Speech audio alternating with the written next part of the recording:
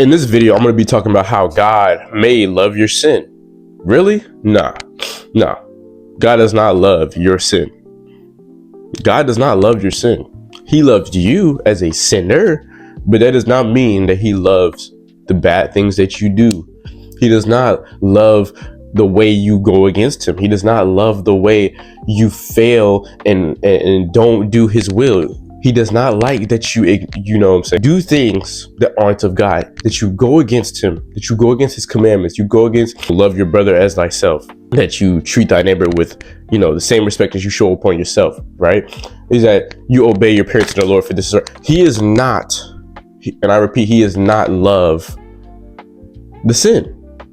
Because we understand that sin equals death. Sin is a separation. Sin is the separation from God. We understand this because whenever we commit a sin, as long as you're in the faith, you commit a sin and you feel guilty about it because you understand that it's against the Lord's will. It's against God's law. It's against his word. Because when we do these things and we go against God, we don't listen to God, there are consequences. Just like Adam and Eve. When Adam and Eve didn't understand, they didn't listen, and they allowed Satan to creep in, and God specifically told them not to eat of that tree, consequences happen. See, this is what happens when you do things that aren't of God. He loves you unconditionally. He still cares about you because you are a child of him. He still cares you and edifies you because he loves you that much. He gave his only begotten son because he loves you. But you can't continue to act like, I'm gonna live this sin-filled life. And yes, there's no consequences. There's no things that come from that, right? That's like you not following your parents' instructions, right? They tell you to clean the kitchen, right? They tell you to put the dishes away, and you don't go instantly. They like, okay, Drake, come clean the dishes, right? Come clean the dishes. And you're like, okay. And then 5 minutes later, you still up here, and they say it again. And you're like, okay, I'm coming. And then they're gonna be like, I ain't gonna tell you again. I don't know what kind of household you live in, but see, then 20 minutes later, next thing you know, they're coming in your room like, man, what are you doing? I told you to clean the dishes. Now I have to get a belt and whoop you, right? So understand this. There are consequences that come with sin, right? We understand this because there are multitudes of people in the Bible who ran from God, who were sin-filled, who did things that weren't of God, and they didn't listen, and they ran from God, and therefore God's always going to make his presence known. So therefore he made his presence known, and it changed those people's perspectives, right?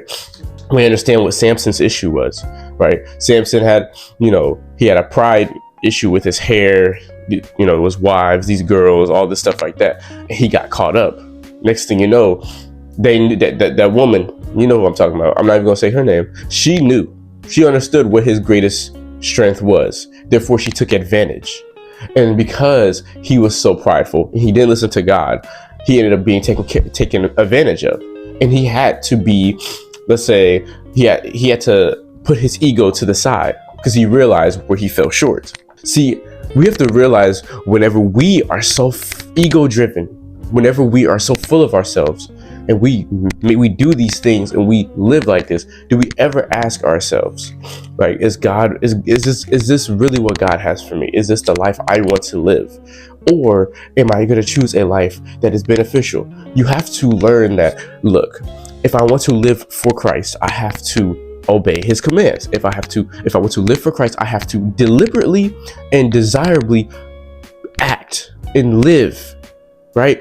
I'm telling you today, you have to learn to live for God. You have to learn to, like, you know what? I'm not going to allow the sin to take over, this lust to take over, this pride, my ego. I'm not going to allow these things to take over. I'm not going to allow my own desires, my own ego to block my blessings that God has for me, right? God loves you as a sinner, right?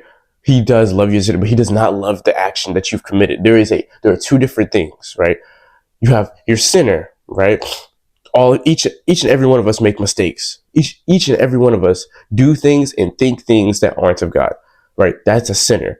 Now, the sin you commit, that's actually doing the action. That's actually doing the deed, the thing. And this is a bad deed, right? You actually, doing it. God doesn't love that. As a matter of fact, he's going to check you about it. I'm pretty sure Proverbs, I think no. Yeah, Proverbs talks about how, God is our father, or God is our parent, and how he will deliberately, literally, just as our parents basically coach us on things that we've done wrong, or, that we're going to be set straight about certain things, that God will do the same, and he will, right? He'll do it in his own way. He'll do it through people. He'll do it through you losing money, losing jobs, losing your business, you losing your girl, losing your boyfriend, whatever the case. He will do that. But I want you to remember something. God will forever love you because he gave his son for you. But you cannot continue to live and expect God to love the sin, because he doesn't. If you want a relationship with God, join the Discord link in the bio. But also, open your word. Learn to want to live for Christ. Learn to want to actually, live a Christ-filled life.